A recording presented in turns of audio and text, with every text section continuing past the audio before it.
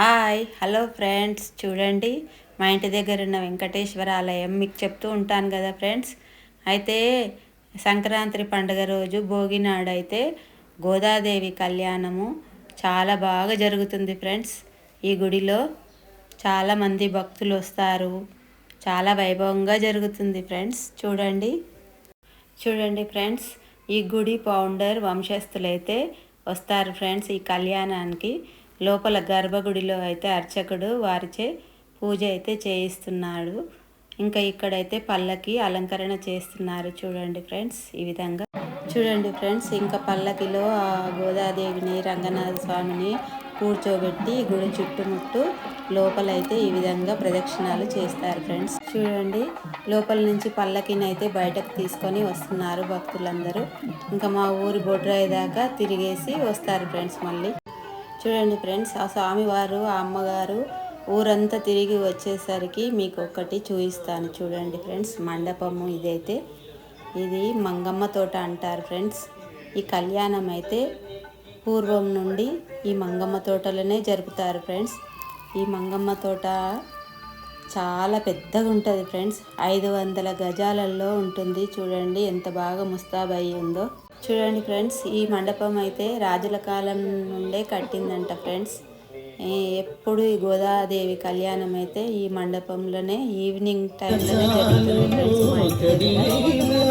చూడండి ఎంత బాగా ముస్తాబు చేశారు. చూడండి ఫ్రెండ్స్, ఆ భజన మండలి ఊరంతా షావ తీసుకొని వచ్చి ఇంకా అయ్యగారిని ఎదుర్కోళ్ళు చేసుకొని ఈ విధంగా అయితే తెస్తున్నారు మండపానికి. చూడండి ఫ్రెండ్స్, అయ్యగారిని అమ్మగారిని చూడండి.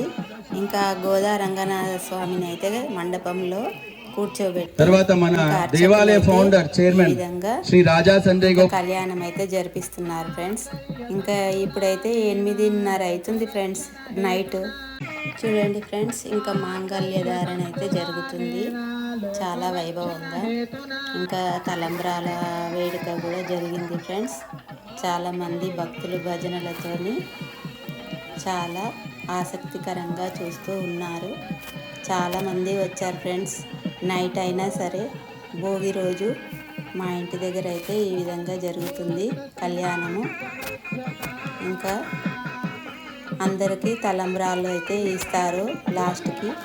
చూడండి, ఈ గోదా రంగనాథ స్వామి కళ్యాణం అయితే చాలా వైభవంగా జరిగింది ఫ్రెండ్స్. ఇంకా ఈ మాలఘట్టం ఉంది కదా, చాలా బాగా జరుపుతున్నారు. అందరూ భక్తి శ్రద్ధలతోని భజన చేస్తూ చూస్తూ ఉన్నారు ఫ్రెండ్స్.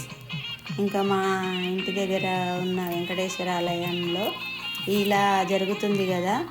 ఇంకా కళ్యాణం చేపిస్తే చాలా మంచిది. పిల్లలకి కళ్యాణం జరగకుంటే కళ్యాణం జరుగుతుంది, ఉద్యోగాలు రాకుంటే ఉద్యోగాలు వస్తాయి, పిల్లలు కూడా కలుగుతారని నమ్మకం ఫ్రెండ్స్. అందరు అందుకనే వస్తారు. చాలా పూర్వం గుడి కదా ఫ్రెండ్స్. ఇంకా అప్పుడు ఎలా వైభవంగా ఉండేదో ఈ గుడి, ఇప్పుడైతే ఈ విధంగా జరుపుతారు ఫ్రెండ్స్. ఈ మాలఘట్టం చాలా బాగా జరిగింది. చూడండి, ఇంకా తర్వాత ఈ టెంకాయల ఆట కూడా ఆడిపిస్తున్నారు ఫ్రెండ్స్. ఈ టెంకాయలు కూడా ఇస్తారంట భక్తులు.